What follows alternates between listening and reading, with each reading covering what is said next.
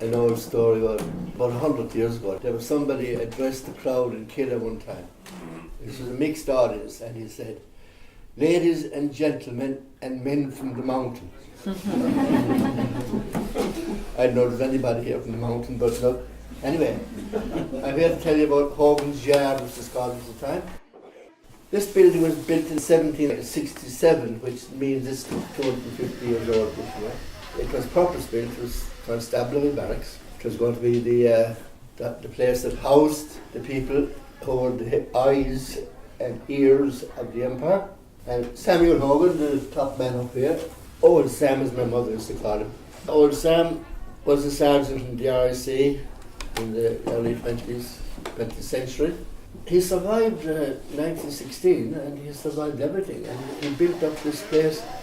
It was the biggest employer in Kilometre. It had 16 people at best. This is a big number at the time. About 1925, I think it was. He started a business. He was living on his British pension for being a servant of the Crown for so many years. And he got a generator and started a timber sawing, a small saw up in Kennedy's Yard, the pub up there.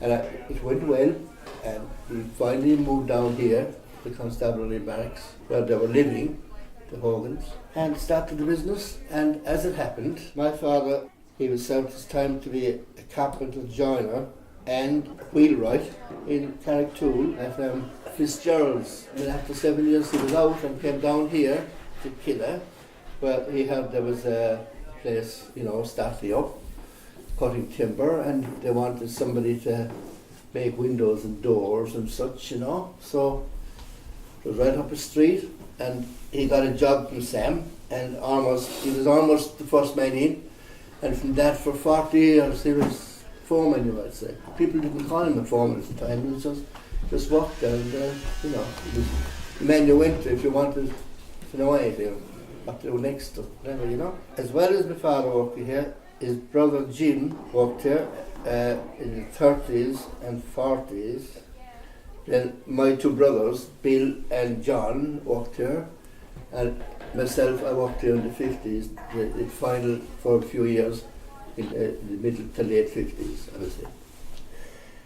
The sawyers, the people who worked in the actual cutting the timber, those big logs, they were usually two at a time, but these are the people I remember over the years.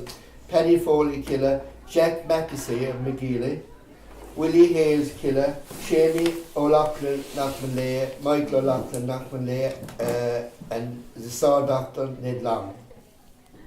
They had a fair amount of gear here, like bandsaws, beautiful bandsaw, thicknesses. They had great gear here. They were very forward looking. So it was a pity to see it came to a close, and when it did,